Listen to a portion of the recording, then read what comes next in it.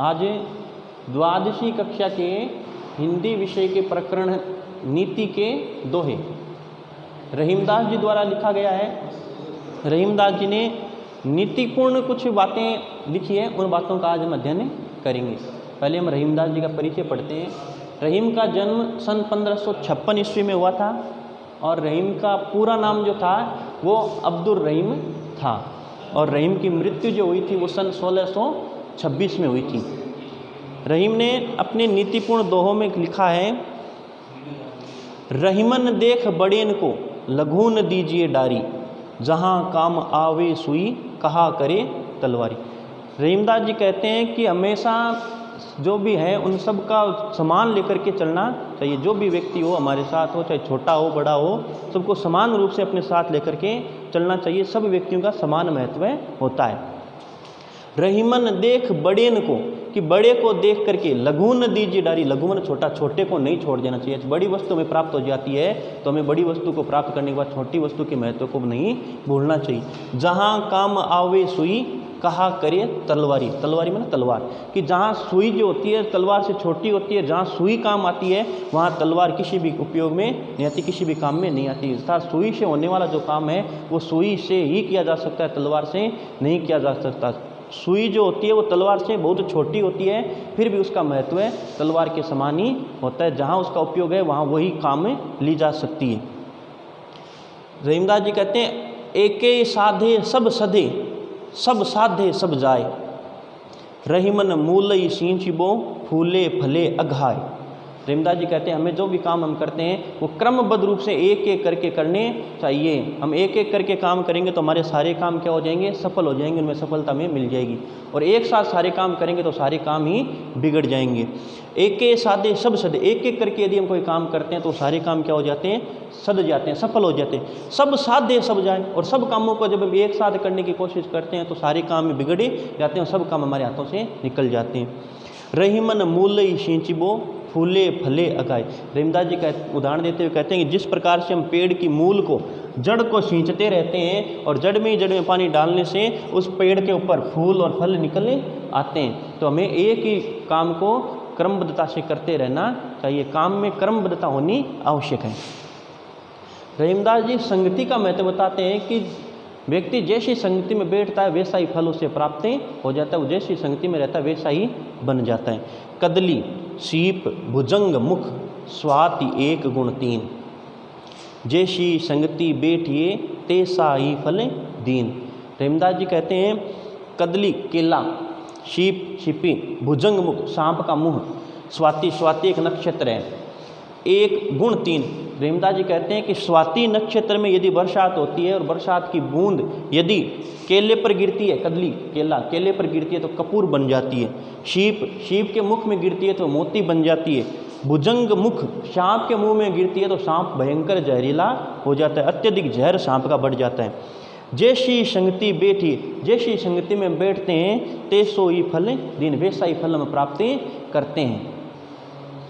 अपने अगले पद में रहीमदास जी समाज की, संसार की स्वार्थी मनोवृत्ति के बारे में बताते हैं। रहीमदास जी कहते हैं काज परे कछु और है, काज सरे कछु और, रहीमन भंवरी के भय नदी शिरावत मोर।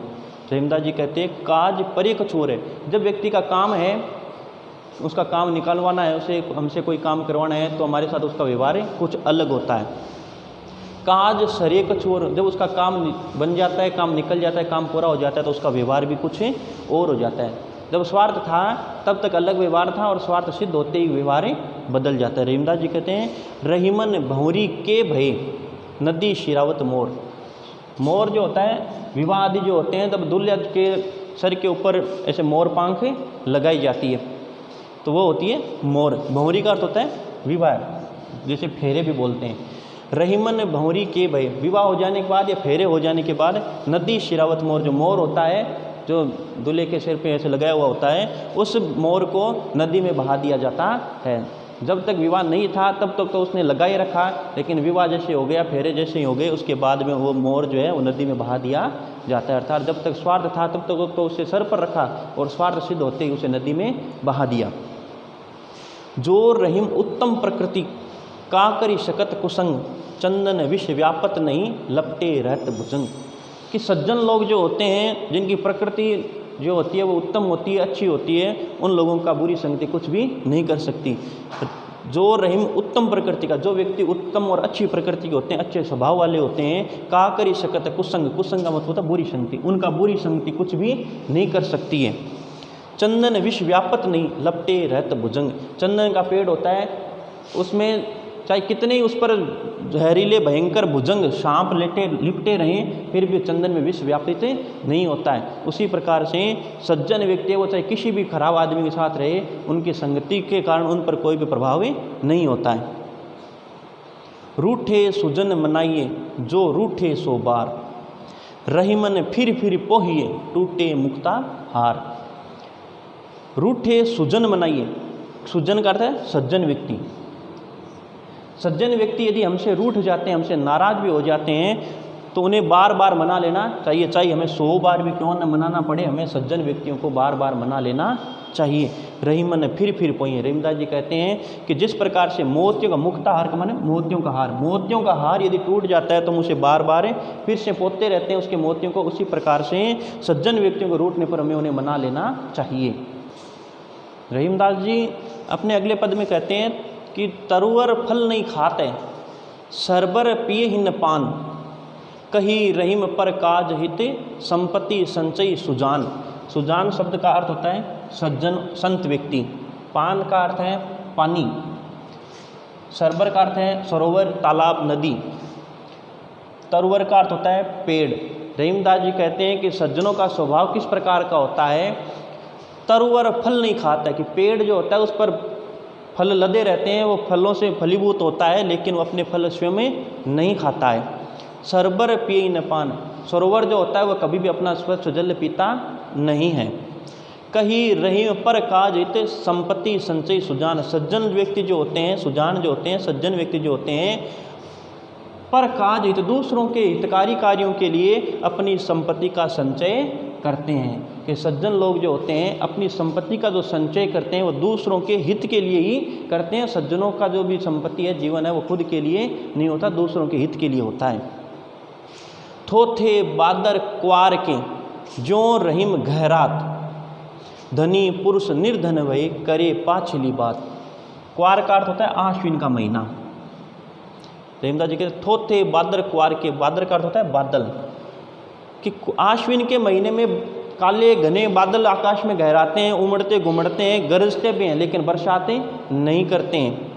धनी पुरुष निर्धन भय, उसी प्रकार से धनी व्यक्ति बाद जब कभी भी निर्धन हो जाता है, करे पाछली बात, तो अपने पीछे के अच्छे दिनों को याद करता रहता है। जिस प्रकार से आश्विन के महीने बादल तो होते हैं, वो गहराते हैं लेकिन बरसात नहीं करते हैं, फिर वो दिखाई देते हैं, उसी प्रकार से धनी पुरुष जब निर्धन हो जाता है तो अपनी निर्धनता के दिनों में अपने पीछे के अच्छे दिनों को याद करता रहता है और पीछे की बातें करता है।